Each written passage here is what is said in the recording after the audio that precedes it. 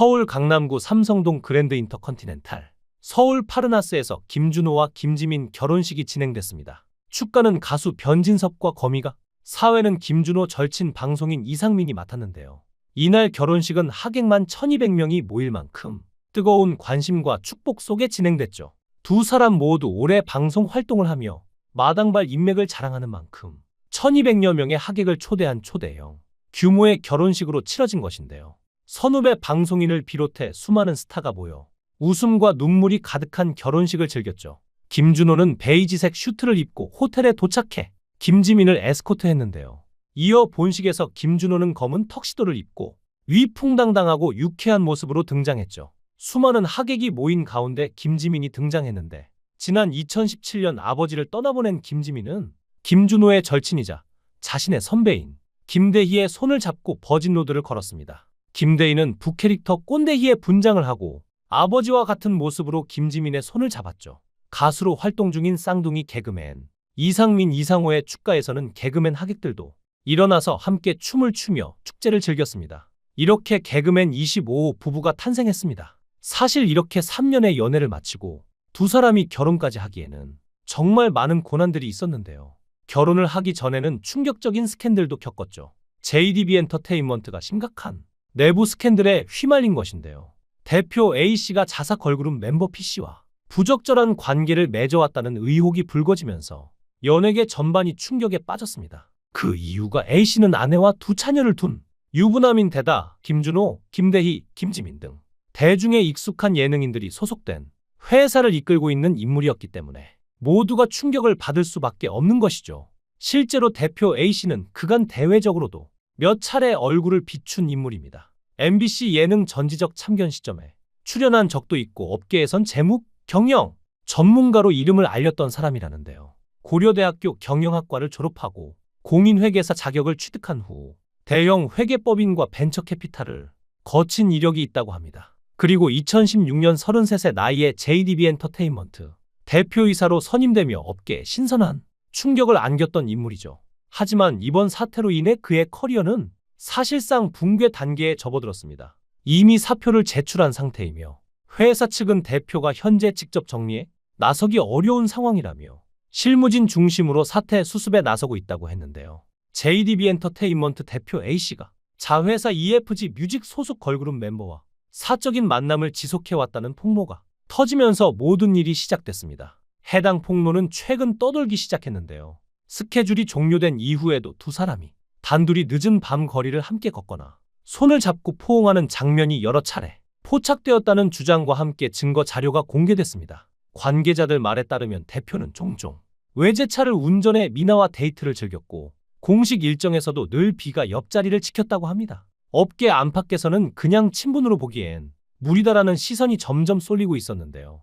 이번 논란 속 걸그룹 2호 태호는 홍대 등지에서 활동하던 신인 그룹이었고, 미나는 1999년생으로 1981년생인 이 대표와는 무려 18세의 나이 차가 있습니다. 이 사건이 불거지자 대표는 사임했고, EFG 뮤직의 공식 SNS 채널에는 미나는 금일부터 활동을 중단한다. 감정적 안정과 진로 방향성을 고려한 결정이라는 공지가 올라왔습니다. 이어 미나 본인의 SNS 계정도 비활성화됐죠. 팬들은 진실을 밝혀라는 목소리와 함께 믿었던 사람들이 갑자기 사라졌다는 배신감도 보이고 있습니다. 일부 네티즌은 논란을 피하려 의도적으로 잠적했다는 비판도 하고 있는데요. 김준호가 직접적으로 관련이 있는 건 아니지만 김준호가 JDB에서 상당한 영향력을 행사한 부분 때문인지 불똥이 튄 것이었습니다. 하지만 김준호와 김지민의 연애 전선은 아무런 이상이 없었는데요. 두 사람이 보낸 시간이 워낙 길었기에 서로를 믿고 받아들인 부분이 많았던 것 같습니다. 김준호와 김지민이 연애를 시작하게 된 계기는 개그계에서 오래된 선후배 관계로 쌓아온 친분이 관계의 시작점이었는데요. 두 사람은 KBS 공채 개그맨 출신으로 김준호는 1999년, 김지민은 2006년에 데뷔하며 서로 같은 소속사에서 활동해온 시간이 길었죠. 서로에게 호감을 갖게 된 일화로는 김지민이 김준호 생일에 선물을 가지고 그의 집에 방문한 적이 있는데요. 당시 김준호는 혼자였고 김지민이 찾아오자 자연스럽게 식사를 함께하며 가까워졌다고 합니다. 이후 김준호는 방송에서 김지민에 대한 호감을 표현하며 연인이 됐는데요. 사실 그전부터 김지민은 김준호를 굉장히 좋게 생각했는데요. 박날에 김지민이 일이 없어서 한 달에 20만 원씩 벌 때 자기 행사에 불러 같이 MC를 보았고 150만 원을 받았다며 50만 원씩 나누었는데요. 나중에 알고 봤더니 100만 원짜리 행사였는데 본인의 몫을 다 나눠준 것이었죠.